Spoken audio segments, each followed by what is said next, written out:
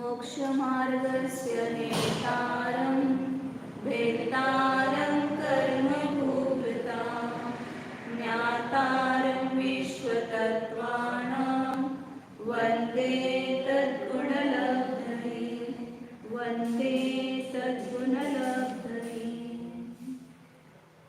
जय बोलो उमास्वामी आचार्य की जय बोलो चातुर्य गौरती आचार्य शांति सागर जी महाराज की जय बोलो प्रातः स्मरणीय गुरुदेव समर्थ पत्रमणि महाराज की जय बोलो आचार्य प्रवेशा सुंदर सागर जी महाराज की जय बोलो परम पूज्य मोहम्मद दीक्षा गुरु आचार्य सुरेश सागर जी महाराज की जय बोलो परम पूज्य सुरेश सागर जी महाराज की जय बोलो परम आरिका अजतमती माता जी की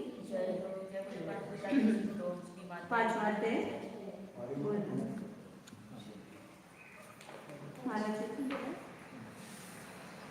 अजीव काया धर्माकाश पुतला द्रव्याणि जीवाश्च नित्यावस्थितान्यरूपाणि रूपिणः पुद्गलाः आकाशादेकद्रव्याणि निष्क्रियाणि च असंख्यप्रदेशा धर्माधर्मेकजीवाः आकाशस्यानन्तः संख्याश्च पुद्गलानां नानो योगाकाशे धर्माधर्मयोः कृष्णे एकप्रदेशादिषु पुद्गलानाम् असंख्यभागादिषु जीवानां प्रदेशसंहारविसर्पाभ्यां प्रदीपवत् गतिस्थित्युपग्रहो धर्माधर्मयोरुपकारः आकाशस्यावगाः शरीरवाङ्मन प्राणापाना पुद्गलानां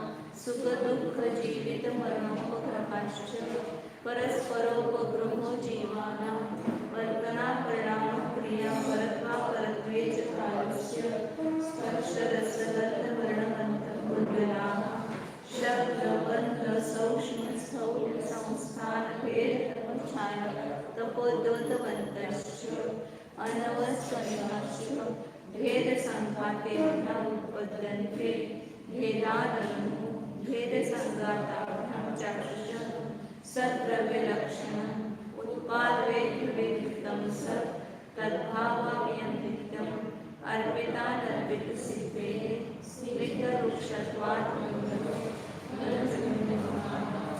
गुणसाम्ये सदृशानां व्यतिकादिगुणानां तु वन्दे विकोपारिणामिको च गुणपरेव द्रव्यं कालश्च सोऽनन्तसमयं नया विभेदो।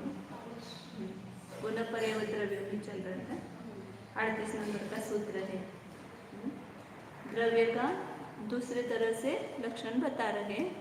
द्रव्य का स्वरूप एक पहले बताया सद्द्रव्य लक्षणम और उत्पादवे द्रव्योत्तम सत्। अब उसी द्रव्य का दूसरे प्रकार से यहाँ पर वर्णन कर रहे हैं। इसका भी हुआ था उस दिन, थोड़ा कल चालू किया लेकिन रेंज न होने के कारण बंद हो गया क्लास, तो उसके आगे लेते हैं। गुण का अपन विशेषण देख रहे थे। गुण का लक्षण कि गुण शब्द गुण धातु से बना है और जिसका अर्थ होता है पृथक करना, विशिष्ट होना, पृथक करना। एक द्रव्य से दूसरे द्रव्य को जिसके कारण से अपन भिन्न जानते हैं, भिन्न देखते हैं।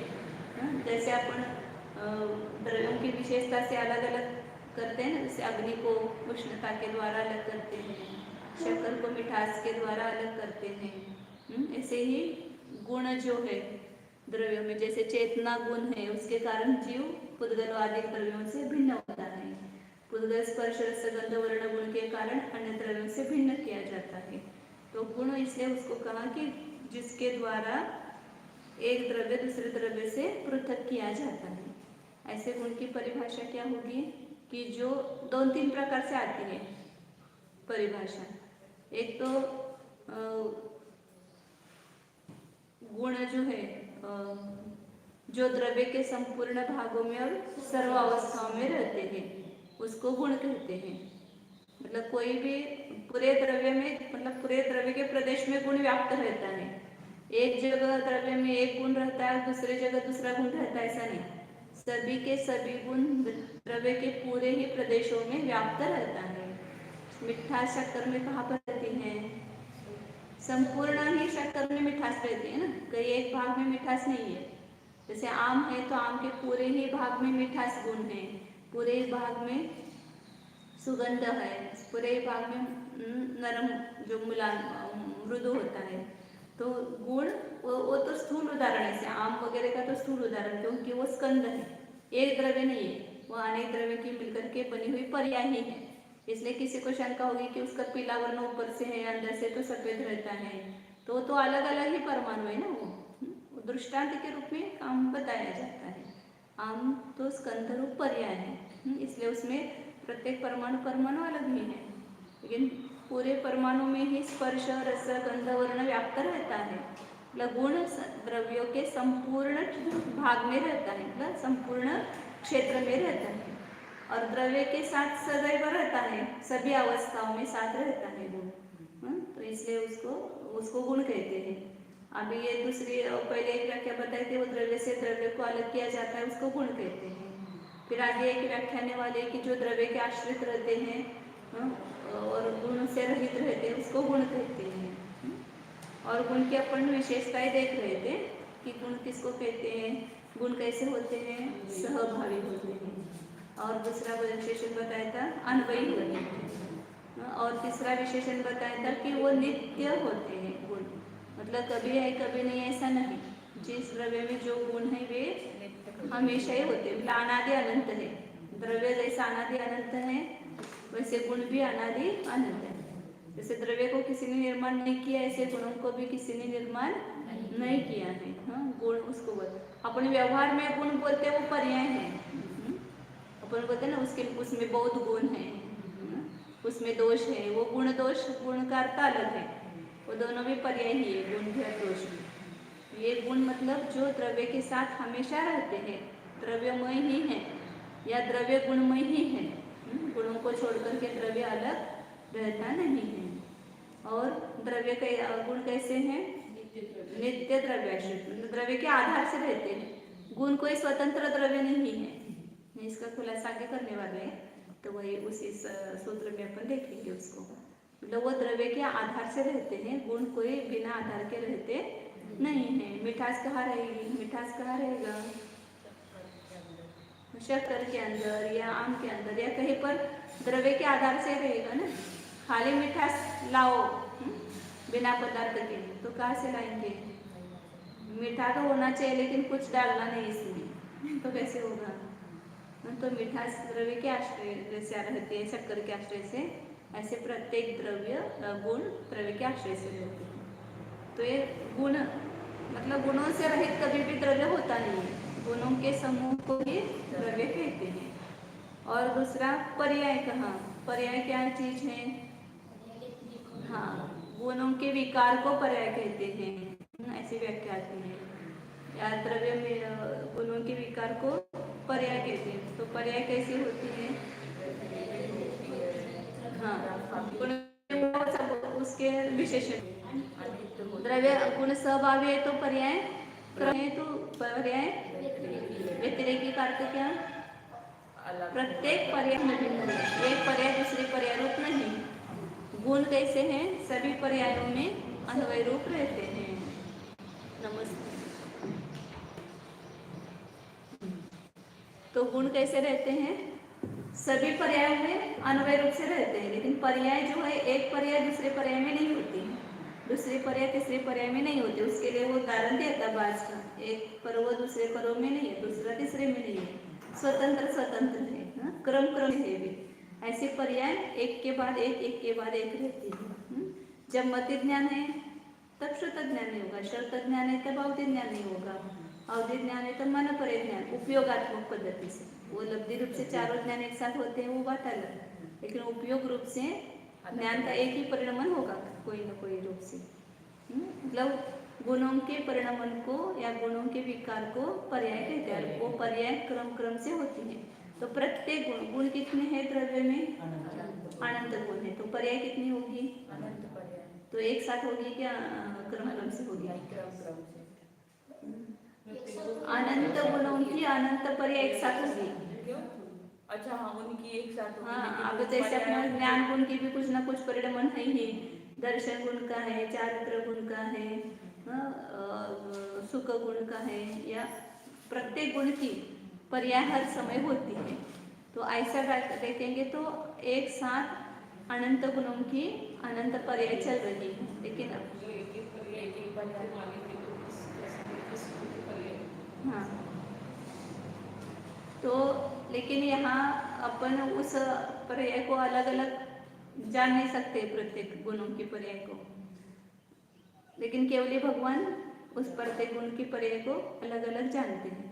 यहाँ तो एक सामान्य जो परिणमन होगा वही एक परिणमन अपने को ध्यान में आता है। जैसे आप पढ़ रहे हैं अभी, अब आपके इसमें सुख गुण का भी परिणमन चल रहा है या वीर्य गुण का भी चल रहा है, तो सब उसमें लगा हुआ है। जैसे जान रहे तो उसमें वीर्य भी लगा हुआ है, जो जानते हैं उससे आपको सुख या दुख भी प्रकट होता है। समझ में नहीं आ रहा है तो दुख हो रहा है, समझ में आता है तो सुख होता है। तो वो सुख गुण का भी परिणमन चल रहा है उसके साथ में, ज्ञान भी चल रहा है, ऐसे चारित्र भी चल रहा है, कोई न कोई राग द्वेष मोह परिणाम हो रहा है। तो ये सब गुणों की पर्याय एक साथ हो रही है। तो एक एक गुण की अलग अलग, लेकिन प्रत्येक गुण की पर्याय स्वतंत्र है। जैसे प्रत्येक गुण स्वतंत्र है, ऐसे प्रत्येक गुण की पर्याय भी स्वतंत्र है। और स्वतंत्र है मतलब अलग प्रदेशों में रहते ऐसा नहीं लेना, स्वरूप उसका भिन्न भिन्न है। जहाँ पर ज्ञान है वहीं पर दर्शन है, वहीं पर चारित्र है, वहीं पर वीर्य है, लेकिन उनका स्वरूप भिन्न भिन्न है। जैसे जहाँ पर स्पर्श गुण है वहीं पर रस गुण है, वहीं पर गंध गुण है, वहीं पर वर्ण गुण है, लेकिन उन सबका स्वरूप कैसा है? भिन्न भिन्न है। यदि भिन्न भिन्न स्वरूप नहीं होता तो अनंत गुण कैसे कहलाते? फिर एक ही गुण कहलाता ना। तो प्रत्येक द्रव्य में अनंत गुण है, और वो भी गुणों में भी दो भेद किए, सामान्य गुण और विशेष गुण। सामान्य गुण किसको कहते हैं? सभी द्रव्यों में, कुछ द्रव्य अनेक द्रव्यों में पाए जाते हैं। जैसे अस्तित्व 6 द्रव्य में पाया जाता है, अस्तित्व है, वस्तुत्व है, द्रव्यत्व, प्रमेयत्व, ये जो सामान्य गुण बताए हैं ये सभी द्रव्य में पाए जाते हैं। अचेतनत्व है, तो जीव को छोड़ करके 5 द्रव्य में पाया जाता है। अमूर्तिकत्व है, तो पुद्गल को छोड़ करके अन्य 5 में पाया जाता है, वो भी सामान्य गुण हो जाता है 5 की अपेक्षा से। तो इसलिए पर्याय जो गुण जो है वो सामान्य और विशेष प्रत्येक द्रव्य में रहते हैं। सामान्य गुण भी रहते हैं और विशेष गुण भी रहते हैं। सामान्य गुणों के कारण उसका अस्तित्व समझ में आता है, और विशेष गुणों के कारण एक द्रव्य से दूसरे द्रव्य में क्या भेद है वो समझ में आता है। जैसे गंगा और यमुना नदी दोनों एक साथ बह रही है, लेकिन उन दोनों का भेद कैसे जानेंगे? तो उसके लक्षण के द्वारा, उसके स्वरूप के द्वारा। गंगा नदी का जल सफ़ेद है, यमुना का काला है, तो उस काला सफ़ेद वर्ण से उन दोनों की धारा या दोनों का ये अलग अस्तित्व समझ में आता है। ऐसे एक द्रव्य शरीर से मैं भिन्न हूँ, कैसे जाना हमने? तो शरीर के गुण भिन्न है, स्पर्श रस गंध वर्ण में पुद्गल के हैं, और मैं उससे भिन्न हूँ क्योंकि मैं चेतन स्वरूप ज्ञान दर्शन स्वरूप हूँ। तो उस गुणों के कारण क्या किया?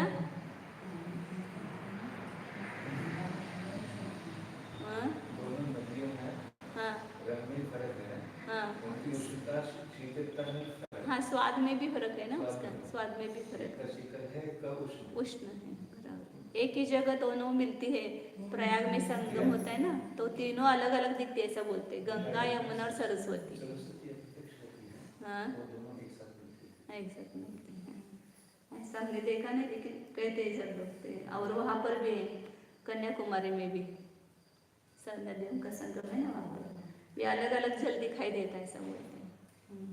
कन्याकुमारी वहाँ, हाँ समुद्र है, तो वहाँ पर संगम भी है ना वहाँ। हमने नहीं देखा है, लेकिन कहते हैं ऐसा। हाँ, ठीक है। वैसे ही यहाँ पर प्रत्येक गुण स्वतंत्र है, लेकिन प्रत्येक गुणों का स्वरूप मतलब भिन्न भिन्न है, लेकिन सभी गुण एक साथ द्रव्य में है। इस अपेक्षा से सभी गुणों का तादात्म्य संबंध है, एक गुण दूसरे गुण को छोड़ करके रहते नहीं। तो इस प्रकार गुण के दो भेद बताए, सामान्य गुण और विशेष गुण, जो सभी में पाए जाते हुए और जो विशिष्ट द्रव्य में पाए जाते हुए विशेष गुण है। और पर्याय, पर्याय का क्या स्वरूप बताया कि गुणों के विकार को या गुणों के परिणाम को पर्याय कहते हैं। पर्याय प्रत्येक गुण की क्रम क्रम से होती है। गुण भी तटस्थ नहीं है, जैसे द्रव्य परिणमन करता है तो गुणों के माध्यम से द्रव्य परिणमन करता है, मतलब उस गुण रूप कौन परिणमित होता है, तो द्रव्य ही उस गुणों के परिणमन जो पर्याय हो रही है। जैसे आत्मा ही मत ज्ञान रूप परिणमित हुआ, भले ज्ञान गुण में परिणमन हुआ लेकिन उस ज्ञान गुण के माध्यम से परिणमन किस में हुआ, आत्मा में हुआ ना। आत्मा ही आनंद गुण रूप से परिणमित हुआ, आत्मा ही अपने वीर्य शक्ति के माध्यम से वीर्य रूप से परिणमित हुआ। कम ज्यादा जो शक्ति हुई वो आत्मा की कह रही है। तो इसलिए गुणों की जो पर्याय होती है वो उसमें भी परिणमन करने वाला द्रव्य ही है, भले गुण उसमें है लेकिन कौन परिणमित होता है, तो आत्मा ही परिणमित होता है। प्रत्येक द्रव्य अपने गुण रूप से एक गुण की विशेषता से दूसरे गुण की विशेषता रूप से परिणमन करते हैं। और द्रव्य में द्रव्य पर्याय भी कही जाती है। तो द्रव्य पर्याय किसको कहते हैं, तो दो प्रकार से द्रव्य पर्याय का वर्णन आता है। एक तो प्रदेशत्व गुण के विकार को द्रव्य पर्याय कहते हैं। तो प्रदेशत्व गुण क्या करता है कि वस्तु का कोई ना कोई आकार रहता है, तो उस अपेक्षा से देखा जाए तो जैसे वर्तमान शरीर में है तो आत्मा का वही आकार हो जाता है, तो ये प्रदेशत्व गुण की विकारी पर्याय है, तो ये अशुद्ध द्रव्य पर्याय है। और सिद्धावस्था में वहाँ पर किसी कर्म के निमित्त से या किसी शरीर के निमित्त से आकार नहीं है, तो वहाँ पर शुद्ध द्रव्य पर्याय है। तो द्रव्य पर्याय की व्याख्या जैसे आचार्य की टीका में आती है कि ये सांसारिक जितने भी पर्याय वो अशुद्ध द्रव्य पर्याय है और सिद्ध ये शुद्ध द्रव्य पर्याय है।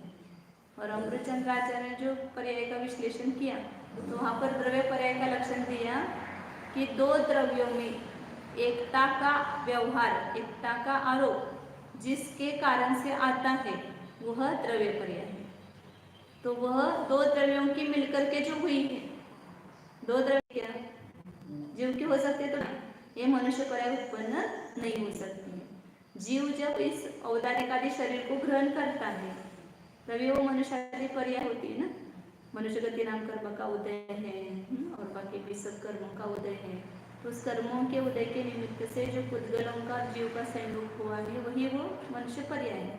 तो उसको द्रव्य पर्याय कहा, वो अशुद्ध द्रव्य पर्याय है, वो शुद्ध द्रव्य पर्याय नहीं है उसकी अपेक्षा से। उसमें भी समान जाति और असमान जाति ऐसा जीव और पुद्गल की दोनों की मिलकर के जो बनी है वह असमान जातीय द्रव्य पर्याय, और पुद्गल पुद्गल की मिलकर के बनी है। पुद्गल के परमाणु का स्कंद होता है जो बताया, तो स्कंद रूप जो पर्याय है वो पुद्गल की समान जातीय द्रव्य पर्याय, दोनों की जाति पुद्गल पुद्गल है ना, तो उसको समान है। इस प्रकार पर्याय के भेद प्रभेद अनेक प्रकार से आए हैं। जब आप विस्तार से जब पढ़ेंगे बड़े बड़े ग्रंथ टीका तो उसमें आ जाएगा। यह सामान्य से क्या ग्रहण करना, गुणों का प्रत्येक समय का जो विकार उत्पन्न होता है उसको ही पर्याय कहते हैं। ऐसे सभी गुणों की पर्याय होती है। तो और ये सब किसमें हो रहा है, ये सब कौन है, द्रव्य ही है। गुणों का समूह और उसमें होने वाले जो पर्याय ये सब मिला करके ही द्रव्य कहते हैं। गुण और पर्याय के से अलावा द्रव्य कोई वस्तु नहीं है। यदि गुण निकाल देंगे उसमें से द्रव्य में से तो क्या बचेगा, पर्याय भी निकालेंगे द्रव्य भी गुण भी निकालेंगे तो द्रव्य नाम की कोई वस्तु रहती नहीं है। तो गुण पर्याय वाला ही द्रव्य है। गुण के तीन विशेषण है, वो स्वभावी है, अन्वयी है, नित्य है। नित्य। और चौथा भी बताया था कि नित्य द्रव्य के आश्रित है, और पर्याय कभी जब उत्पन्न होते है तभी वो द्रव्य के आश्रित रहती है, बाद में वो विलीन हो जाती है, वो द्रव्य आश्रित नहीं रहती है। और पर्याय के विशेषण उससे उल्टा बताया, क्रमभावी, अन्वय, व्यतिरेकी और अनित्य। पर्याय कभी भी शाश्वत नहीं है। तो ये सब समझ करके अपने जीवन में क्या लाभ सुबह आए थे प्रवचन साल में वही यहाँ पर भी लगाना सब कि द्रव्य गुण पर्याय को समझ करके हम अपने गुण पर्याय प्रत्येक द्रव्य गुण पर्याय वाला है, कोई भी द्रव्य जगत का गुण पर्याय से रहित नहीं है।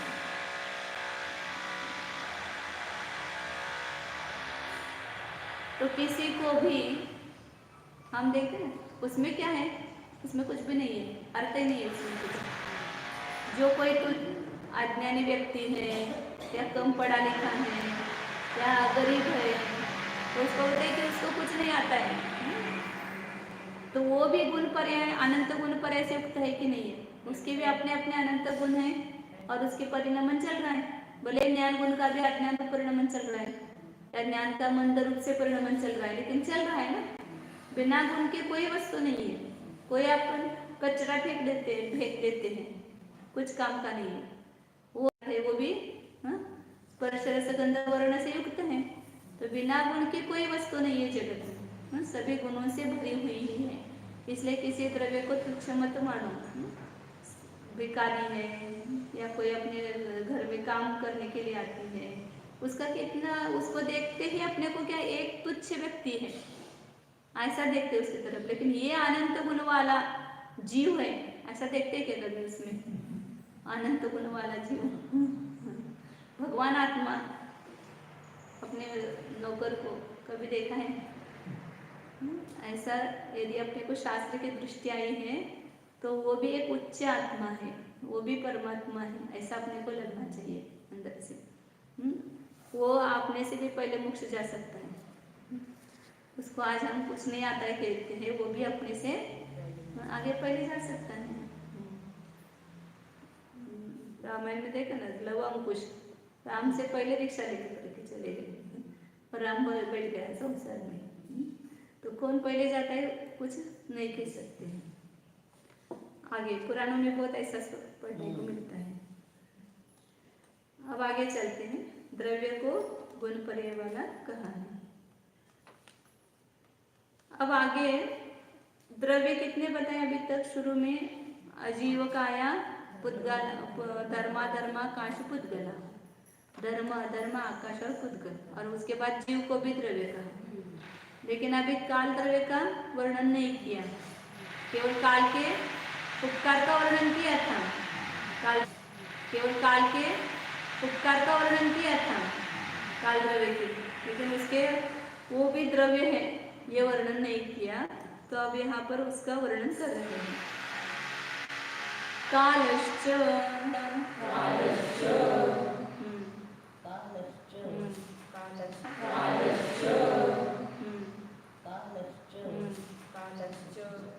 सरल है, कालः च, और काल भी द्रव्य है। और क्यों लिखा कि पहले बताए वो 5 द्रव्य हैं, ये दोनों द्रव्य के लक्षण उसमें पाए जाते हैं। क्योंकि जो आलोकाकाश के एक एक प्रदेश पर स्थित कालांत है उसमें प्रदेश नहीं है, भले ही एक प्रदेश ही है, इसलिए उसको प्रदेश नहीं कहा, अस्तिकाय नहीं कहा, लेकिन वो द्रव्य है। क्यों? क्योंकि उसमें भी हर समय उत्पाद व्यय चल रहा है। पूर्व समय नष्ट हो रहा है, उत्तर समय उत्पन्न हो रहा है, पुनः वो समय नष्ट होता है, पुनः दूसरा समय उत्पन्न होता है। ये समय ही काल के पर्याय है। इस समय हमारे पर्याय है वो अपने पर्याय अलग है और काल अलग है। और काल जो समय रूप पर्याय हो रहा है, पुनः सेकंड हुआ, 2 सेकंड हुआ, तो ये जो काल का परिणाम है वो काल में हो रहा है।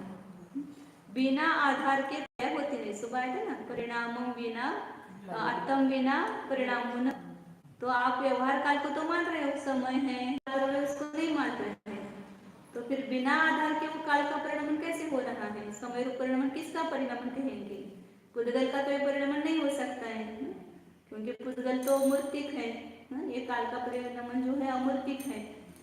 पुद्गल के परिणाम से ज्ञान होता है, काल के पर्यायों का, काल द्रव्य के पर्यायों का ज्ञान पुद्गल के परिणाम के द्वारा जाना जाता है।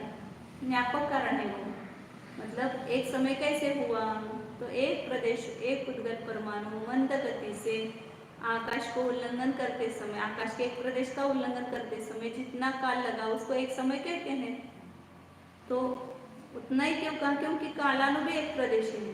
तो कालानु का वो जो पुद्गल परमाणु उतने तक गमन किया, उस एक आकाश को उल्लंघन किया, उतने को ही वो एक समय पर्याय हो गए उसकी। तो उसी से वो कालानु एक प्रदेश है, ये भी जाना जाता है।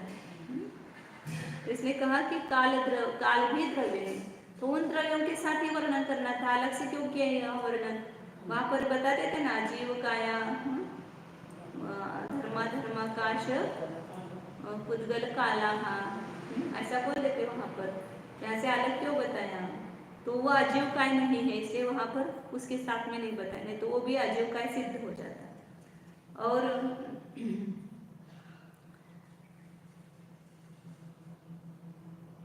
तो उसमें कायपना सिद्ध हो जाता। और बाद में भी बताया ना, उसके बाद मतलब काल द्रव्य में उपचार से भी कायपना नहीं है। पुद्गल द्रव्य में कैसे है? उपचार से कायपना है। पुद्गल एक परमाणु तो कैसा है? काल द्रव्य जैसा अप्रदेशी है ना, लेकिन उसको उपचार से बहुप्रदेशी कहते हैं, क्योंकि उसमें स्कंद होने की शक्ति की अपेक्षा से उसको बहुप्रदेशी कहा। तो काल द्रव्य में ऐसी शक्ति है क्या बहुप्रदेशी होने की? तो इसलिए शक्ति की अपेक्षा और व्यक्ति की अपेक्षा से उसमें प्रदेश है ही नहीं, मतलब एक प्रदेशी है, मतलब अप्रदेशी है। इसलिए वहां उसके साथ में देते तो उसमें भी कायपना सिद्ध होता, इसलिए उसके साथ में नहीं दिया।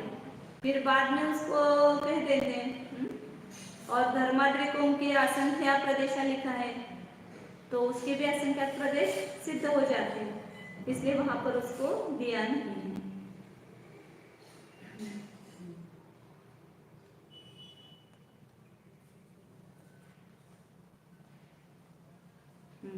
और भी बहुत सारे आपत्ति होती है, तो इसलिए वहां पर न दे करके यहाँ पर स्वतंत्र रूप से, और काल द्रव्य का स्वरूप बताने के बाद वो द्रव्य का स्वरूप जिसमें पाया जाता है, ऐसा काल वह द्रव्य है। तो उत्पाद वे द्रव्य उसमें हो रहा है, प्रत्येक समय पूर्व समय नष्ट हो रहा है, उत्तर समय उत्पन्न हो रहा है, फिर भी उसमें काल द्रव्य जो है ध्रुव रूप से रहता है, इसलिए उत्पाद वे द्रव्य है। और काल जो है उसमें गुण भी है, गुण और पर्यायों से युक्त है। उसमें वर्तना हेतुत्व ये उसका मुख्य गुण है काल द्रव्य का, और बाकी के अमूर्तत्व, शुद्धत्व और बहुत सारे ऐसे गुण उसमें भी पाए जाते हैं। इसलिए वो उत्पाद वे द्रव्य वाले, जहाँ जहाँ उत्पाद वे द्रव्य दिखाई दे रहा है वो एक स्वतंत्र द्रव्य है, जहाँ जहाँ गुण पर्याय दिखाई दे रहे हैं वह भी द्रव्य। तो समय पर्याय हो रही है, इसका अर्थ काल द्रव्य है। तो इसलिए ये दोनों गुण द्रव्यों के लक्षण इसमें पाए जाते हैं, इसलिए काल को भी द्रव्य कहा है।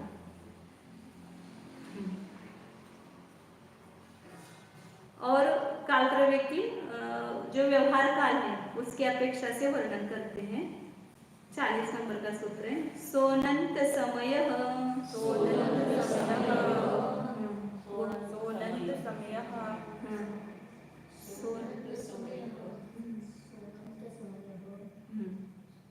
सह अनंत समय, स मतलब कौन? वह काल द्रव्य।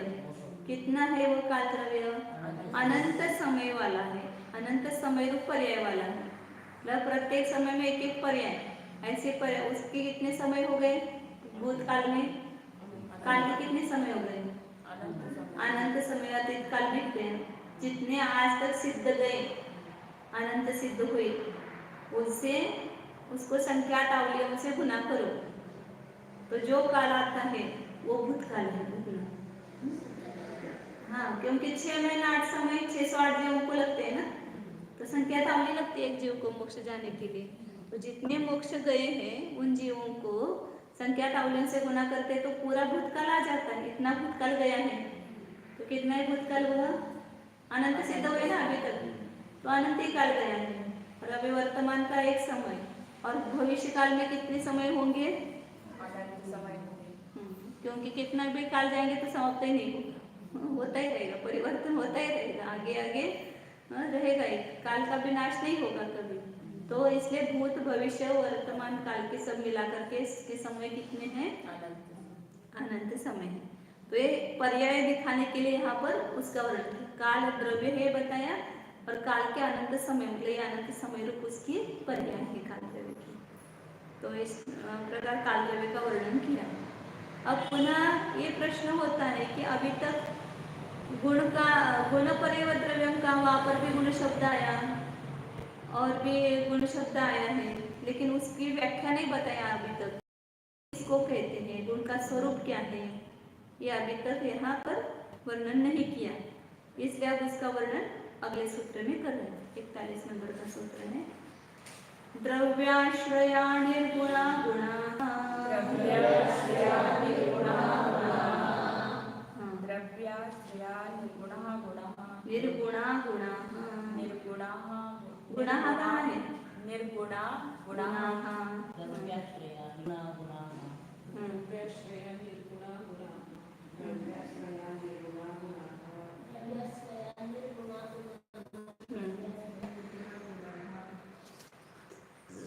आणि तर द्रव्याश्रया निर्गुणा गुणाः। द्रव्याश्रया निर्गुणा गुणाः।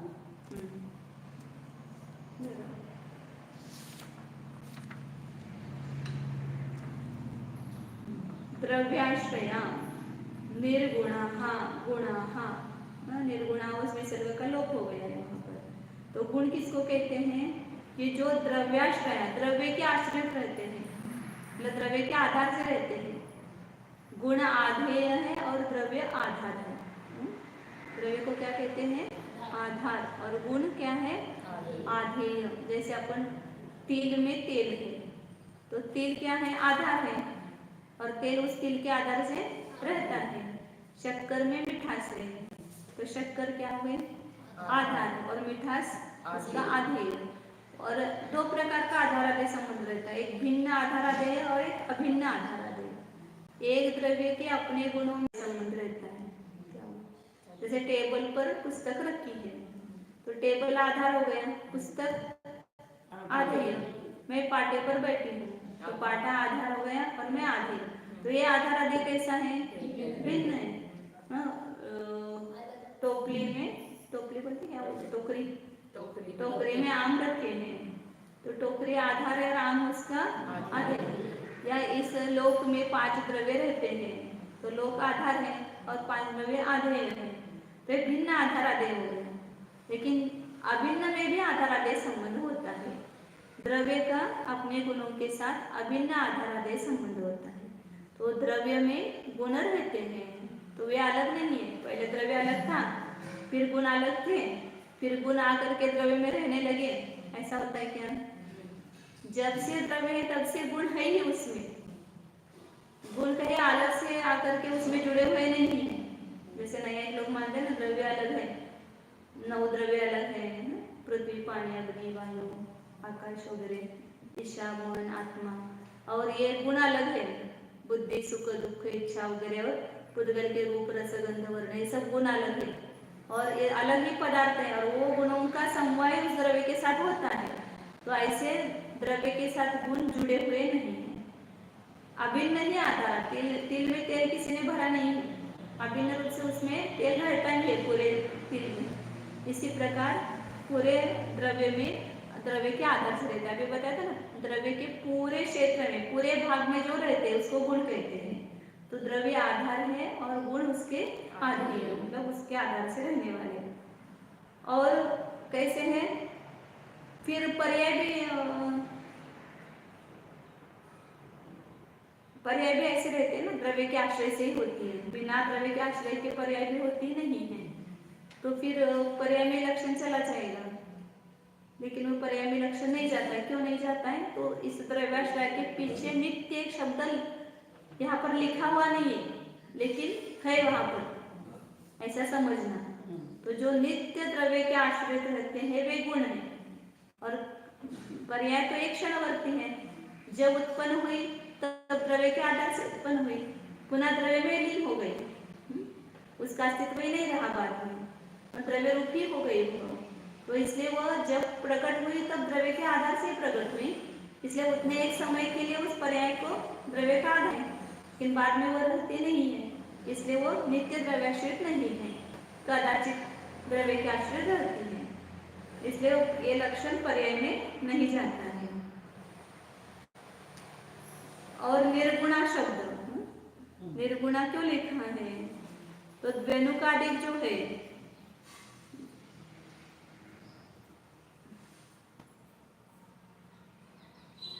द्व्यनुकादिक पर्याय जो है पुद्गल की, वो भी द्रव्य के आश्रित है ना। तो परमाणु के आधार से द्व्यनु स्कंद और पर्याय रहती है, उसमें भी ये लक्षण चला जाएगा द्रव्याश्रय लक्षण। तो उसकी निवृत्ति करने के लिए यहाँ पर निर्गुणा शब्द लिखा है कि गुणों में पुनः गुण नहीं होते हैं। द्व्यनुक तो स्पर्श रस गंध वर्ण सहित है ना द्व्यनुक परमाणु। निर्गुणा मतलब जो गुणों से रहित होते हैं। जैसे गुण द्रव्य के आधार से रह रहे हैं, ऐसे गुण के आधार से दूसरे गुण नहीं रहते हैं। मतलब गुण स्वयं आधारवान नहीं है, गुण तो आधेय ही है, इसलिए उस गुण के आधार से पुनः दूसरे गुण रहते। जैसे ज्ञान गुण है, ज्ञान गुण के आधार से कौन से गुण रहते हैं? वो स्वतंत्र है ना, वो द्रव्य के आधार से जो भी गुण है वो ज्ञान के साथ में, आनंद है, वीर्य है, वो सब द्रव्य के आधार से रह रहे हैं। गुणों में पुनः गुण नहीं होते, इसलिए गुण को निर्गुण कहा है। गुणों की पर्याय होती है, लेकिन गुणों में गुण रहते हैं। जैसे द्रव्य में गुण रहते हैं, ऐसे गुणों में पुनः दूसरे गुण नहीं रहते, इसलिए उसको निर्गुण कहा है। इस प्रकार ये गुण की व्याख्या बताई है। तो यहाँ पर द्रव्याश्रय के पीछे नित्य द्रव्य आश्रित्य वर्तनते, जो नित्य द्रव्य के आश्रय करके रहते हुए गुण है। ऐसा विशेष होने से पर्याय में भी लक्षण नहीं जाता है और द्व्यनुकादिक में भी लक्षण नहीं जाता। निर्गुणा शब्द लिखने से द्व्यनुकादिक में नहीं जाता है। दो अणुओं का जो स्कंद बना तो वो द्रव्याश्रित ही है, लेकिन वो निर्गुण नहीं है, उसमें गुण है, स्पर्श रस गंध वर्ण उस स्कंद में, इसलिए लक्षण उसमें नहीं जाता है। इसलिए द्व्यनुक की निवृत्ति करने के लिए, द्व्यनुकादिक पर्यायों की निवृत्ति करने के लिए निर्गुणा शब्द रखा है। फिर पर्याय में दोनों भी पाए जाते, पर्याय में गुण नहीं रहते और पर्याय में द्रव्य के आश्रित रहती है, तो पर्याय में चला जाएगा। तो इसके लिए आचार्य ने कहा कि यहाँ भले द्रव्याश्रय कहा है, लेकिन उसके पीछे नित्य शब्द लगा हुआ है। नित्य द्रव्याश्रय, जो नित्य द्रव्य के आश्रित रहते हैं वे गुण है, कभी कभी द्रव्य के आश्रित रहते हुए गुण नहीं है। तो इस प्रकार गुणों का स्वरूप बताया। गुण एक शक्ति, गुणों का पहले भी अपने सब स्वरूप देखा है। गुण मतलब शक्ति कहो, गुण मतलब धर्म कहो, गुण मतलब उसकी विशेषता है द्रव्य की। गुणों के कारण ही अपन द्रव्य को, एक द्रव्य को दूसरे द्रव्य से भिन्न कर सकते हैं। आपने ऐसा बोला कभी कभी गुणों की मतलब द्रव्य की आश्रित गुण नहीं रहते हैं, तो नहीं, द्रव्य तो हमेशा रहते, पर्याय हमेशा नहीं रहते ना। तो इसलिए नित्य शब्द, तो ये गुण जो है वो पर्याय हुई ना है, वो तो अस्तित्व ही होता है। नहीं, कोई कहता कि आपको ये गुण का लक्षण बता रहे हैं, लेकिन ये पर्याय में भी अतिव्याप्ति हो रही है इसकी, ये लक्षण पर्याय में भी चला जा रहा है। गुणों का लक्षण क्या ना, द्रव्याश्रय निर्गुण, पर ये पर्याय भी ऐसी ही है, पर्याय भी द्रव्य के आधार से होती है और वो भी निर्गुण होती है, तो इसलिए उसमें चला जाएगा लक्षण।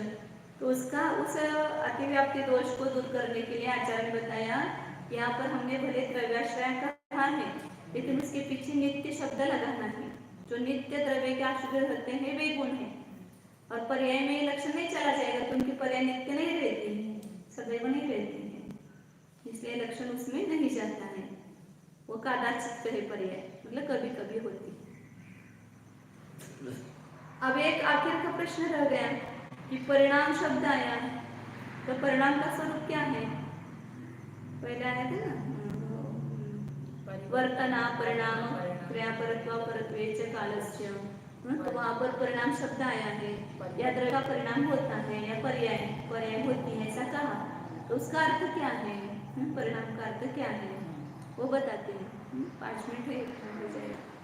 तद्भाव परिणाम, तद्भावः परिणामः, तद्भावः परिणामः, तद्भावः परिणामः, तद्भावः परिणामः, तद्भावः परिणामः, तद्भावः परिणामः। तो कहते हैं कि परिणाम किसको कहते हैं कि तद्भाव, तद्भाव का अर्थ पूरा पीछे लगाना कि द्रव्य जिस रूप से परिणमता है, जिस स्वरूप से होता है, वह उसका भाव, उसको परिणाम कहते हैं। धर्म अधर्म, आकाश काल जीव पुद्गल जिस रूप से होते हैं मतलब परिणमते हैं, वही उसका क्या है, परिणाम है, भाव है। प्रत्येक द्रव्य कैसा परिणमन करता है, अपने अपने स्वभाव अनुसार परिणमन करता है। धर्म द्रव्य सदैव गति है, तो गति है, तो गति है, तो रूप से उसका परिणाम चल रहा है। तद्भाव मतलब उस द्रव्य का जो भाव, उसको बोलते हैं परिणाम। तद्भाव का तो उसका मतलब उस द्रव्य का होना, होना मतलब क्या, बदलते रहना, परिणमना। होना का अर्थ यहाँ पर बदलना अर्थ में लेगा। तो जो द्रव्य का उस रूप होना मतलब उस पर्याय रूप होना, वही क्या है, परिणाम है। तो प्रत्येक द्रव्य का ज्ञान दर्शन बोलेंगे उसका हाँ भाव हाँ मतलब हाँ, या जीव जो है, मनुष्य, देव, नारद, तिर्यंच रूप हो रहा है, ये द्रव्य पर्याय रूप लेंगे। या उसका जो ज्ञान गुण के माध्यम से मति ज्ञान, शुद्ध ज्ञान रूप हो रहा है, द्रव्य ही हो रहा है ना। पर्याय रूप जो होता है कौन होता है, द्रव्य ही होता है। तो द्रव्य ही मिथ्या दर्शन, सम्य दर्शन रूप हो रहा है, आत्मा का ही वो परिणमन है। पुद्गल जो है, पुद्गल ही स्पर्श रस गंध वर्ण रूप से परिणमन रहा है। तो जो पुद्गल का स्पर्श रूप होना, स्पर्श रस गंध वर्ण रूप, जो उसका काला, गोरा या जिस गुण का जो परिणमन है, उस रूप होता है वो द्रव्य। जैसे जीव द्रव्य है वो देव नार की रूप हुआ, तो वो जीव द्रव्य थोड़ी ना हुआ, वो तो पुद्गल की पर्याय देवनार की रूप हुई और जीव का और जीव वहां पर गया तो जीव के भाव नहीं हुए, तो वो तद्रूप। आप मनुष्य में पैदा हुए, पहले समझो तिरंज में थे, कुत्ता बिल्ली तो उस समय कैसा भाव था उस जीव का। अब वो बिल्ली में जीव है कि नहीं है, उसका भाव कैसा हो रहा है, मनुष्य जैसा हो रहा है क्या, देव जैसा, उस बिल्ली पर या रूप ही हो रहा है ना उसका। तो बिल्ली पना उस आत्मा में आया है, वो उसका जीव का भाव है। और वो जो शरीर काला या सफेद दिखाई दे रहा है, वो पुद्गल की प्रेरण है। इसलिए कहा ना कि दोनों द्रव्य की मिलकर के पर्याय हुई है, वो द्रव्य पर्याय है, एक द्रव्य की नहीं है। वहां पर जो भी पुद्गल का परिणमन दिख रहा है, वो शरीर, वो पुद्गल का परिणमन है, पुद्गल का पिंड है परमाणु का। और उसमें जीव का जो चैतन्य रूप परिणमन है, वो जीव का परिणमन हो रहा है। जीव वहां पर उस राग द्वेष मोह रूप से परिणमन कर रहा है। अब ये मनुष्य में आए तो मनुष्य जैसे भाव हो रहा है ना, बिल्ली जैसे, कुत्ते जैसे तो नहीं हो रहे तो क्यों ऐसा, तो वो ये मनुष्य का जो भाव है वो जीव की पर्याय है, और ये शरीर है मनुष्य का, वो पुद्गल की पर्याय है। तो दोनों की भी पर्याय एक साथ है, जिस गति में गया है उस गति रूप भाव होते हैं ना, उस गति रूप।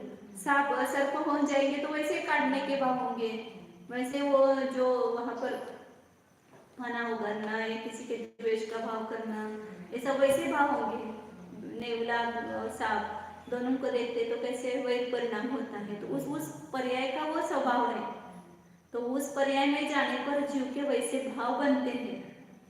इसलिए वो जो जीव के भाव बने हैं वो जीव की पर्याय है, और जो पुद्गल का जो शरीर बना है परमाणु का, वो पुद्गल की पर्याय है। दोनों की एक साथ है वहां पर पर्याय। अभी अपना जो दिखाई दे रहा है स्टेचू, इसमें दोनों की पर्याय है, जीव की भी पर्याय है और शरीर की भी। ये जो बाहर से दिखाई दे रहे हैं अपने को इंद्रिय गोचर शरीर, वो पुद्गल की पर्याय है। और इसमें जो आपको परिणाम दिखाई दे रहे हैं, अच्छे परिणाम कर रहा है, बुरे परिणाम कर रहा है, शुभ कर रहा है, शुभ कर रहा है, तो ये कौन कर रहा है परिणाम, ये जीव कर रहा है ना। तो जीव उस पर्याय रूप हो रहा है ना, क्या जीव खाली बैठा हुआ है ये शरीर में नहीं।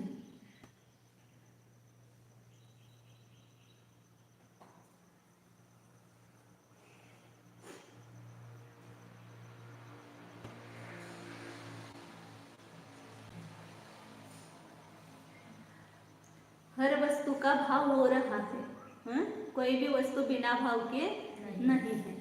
तो इसमें केवल पुद्गल ही पर्याय है और जीव पर्याय रूप नहीं है, ऐसा नहीं है। या जीव की भी पर्याय है और पुद्गल की भी पर्याय हो रही है। जानना करना रूप नहीं देना है, जिस गति में गया है उस गति में परिणाम हो रहा है। वो मनुष्य गति क्या औदैक भाव है ना, 4 गतियां औदैक भाव के 21 भेद बताए हैं। तो गति कौन सा भाव है, औदैक भाव, वो जीव का है कि पुद्गल का है। तो जीव का मनुष्य रूप भाव मनुष्य गति है, जीव का जो देव गति रूप भाव हुआ वह देव गति है, और तिर्यंच का तिर्यंच रूप भाव हो रहा है वो तिर्यंच गति है, और नर गति, ये जीव की अवस्था है। पुद्गल की नहीं। बाहर से जो शरीर दिखता है वो पुद्गल की अवस्था है, लेकिन उसमें जो परिणाम कर रहा है वो कौन कर रहा है? उस अनुरूप परिणाम कर रहा है वो जीव ही कर रहा है, तो वो जीव की पर्याय है। तो इसलिए तद्भाव परिणाम, उस द्रव्य का जो स्वभाव है उसके अनुसार वहां पर वो, यहाँ पर वो मनुष्यादिक पर्याय विभाव पर्याय है। मतलब वास्तविक जीव ज्ञाता दृष्टा होते हुए भी इस राग द्वेष मोह आदि भाव रूप से परिणमन करता है, उसके निमित्त से उसकी संसार में ये पर्याय होती है। इसलिए सिद्धावस्था में तो सिद्ध रूप भाव हो रहे हैं ना, हाँ उसे रूप से लगाना, वहाँ तो शुद्ध ही भाव है, वहाँ तो राग द्वेष मिश्रित भाव ही नहीं है, पूर्ण शुद्ध ही भाव है, अनंत गुणों का शुद्ध परिणाम चल रहा है। ज्ञाता दृष्टा रूप भी भाव रूप से हो रहा है, या अपने चैतन्य रूप से भी वो हो रहा है, चैतन्य का परिणाम चल रहा है हर समय, तो वो भी उसका भाव ले सकते हैं। अभी बताया ना कि गुण अनंत है, अनंत गुणों के अनंत भाव हो रहे हैं, और द्रव्य का भी द्रव्य पर्याय रूप से हो रहा है। लेकिन जब भी परिणमन होगा अपनी जाति का त्याग न करते हुए होगा, अपनी जाति के अनुसार अपने स्वभाव के अनुसार ही प्रत्येक द्रव्य परिणाम होता है। तो हमारी जाति क्या है? मनुष्य जाति, चैतन्य जाति। उस चैतन्य जाति का अपने चैतन्य को न छोड़ते हुए परिणाम होगा। ये मनुष्य परिणाम किस में होता है? चैतन्य में ही होता है, लेकिन वो विभाव रूप परिणाम है। चैतन्य का अपना स्वभाव रूप परिणाम है ज्ञान दर्शन, केवल ज्ञान केवल दर्शन इत्यादि भाव स्वभाव भाव है।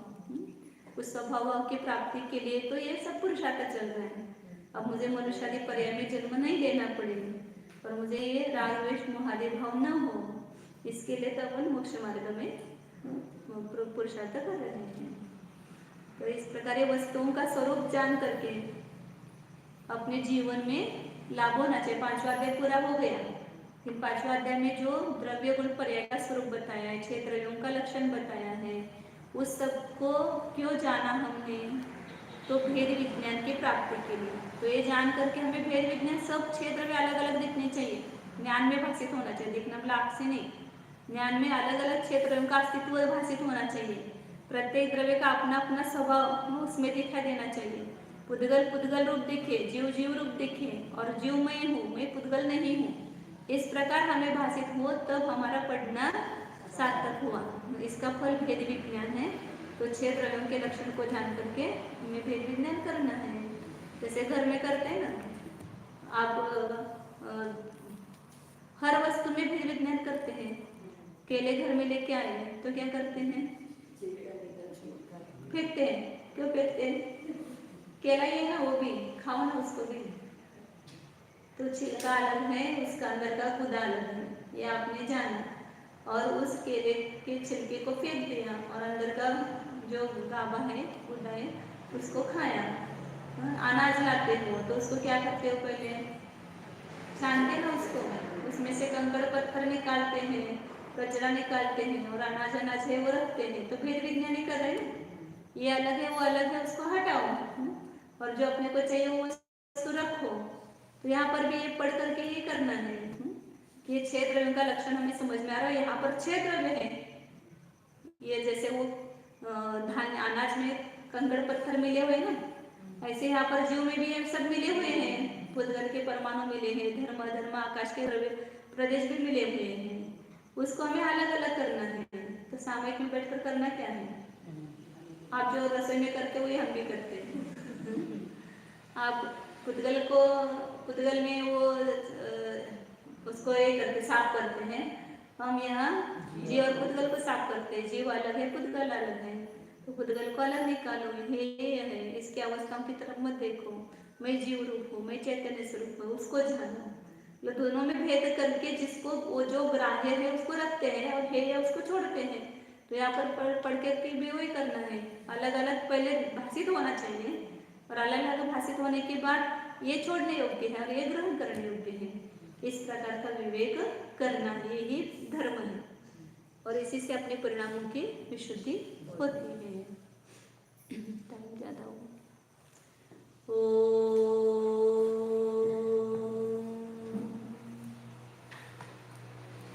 जानिए, यह मैं शुद्ध चैतन्यमय जीव ही हूँ, अनादि अनंत हूँ, अकृत्रिम हूँ, स्वतः सिद्ध हूँ, नित्य उद्योत स्वरूप हूँ। जानो इस मैं को किसी ने बनाया नहीं है, माता पिता ने इसको जन्म नहीं दिया है। मैं अनादिकाल से हूँ, अभी भी हूँ, आगे भी रहूंगा। शाश्वत तत्व हूँ। मैं गुण पर्यायवान हूँ, उत्पाद व ध्रुव युक्त हूँ।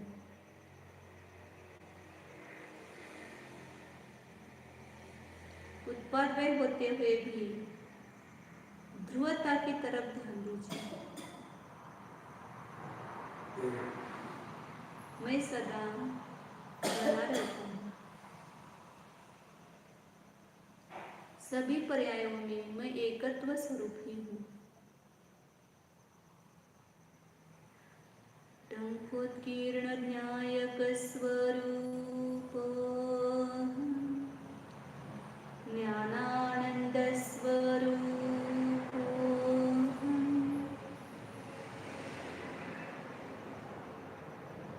सदा शांत स्वरूप निराकुल स्वरूप शुद्धोऽहम् एकोऽहम् ध्रुवोऽहम् ॐ।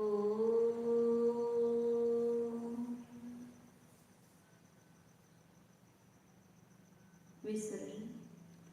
नमो हरिहन्ताणं, नमो सिद्धाणं, नमो आयर्याणं, नमो वज्राणां, नमो लोये सौवसाहूतं, नमो हरिहन्ताणं, नमो सिद्धाणं, नमो आयर्याणं, नमो वज्राणां, नमो लोये सौवसाहूतं, नमो हरिहन्ताणं, नमो सिद्धाणं, नमो आयर्याणं, नमो वज्राणां, नमो लोये सौवसाहूतं। चौथे अध्याय की भी परीक्षा होनी है, 3 अध्याय की परीक्षा हो गई है जिन्होंने दी है वो दी, लेकिन आगे चौथे अध्याय की भी 2 परीक्षा होगी। उसमें जो वैमानिक के पूर्व तक है ना, वहाँ तक पहला पेपर होगा और वैमानिक अधिकार यहाँ से चालू हो गया। कितना नंबर का सूत्र है मुझे देखना पड़ेगा। हाँ, तो वहाँ से अगला दूसरा पेपर होगा, तो उसकी तैयारी करना है। 4 दिन में आपको डेट बताई जाएगी, तो उस समय पेपर होगा, तो उसकी तैयारी करना है। कहाँ तक है? 15 से होगा सूत्र है इसमें। पहले 15 से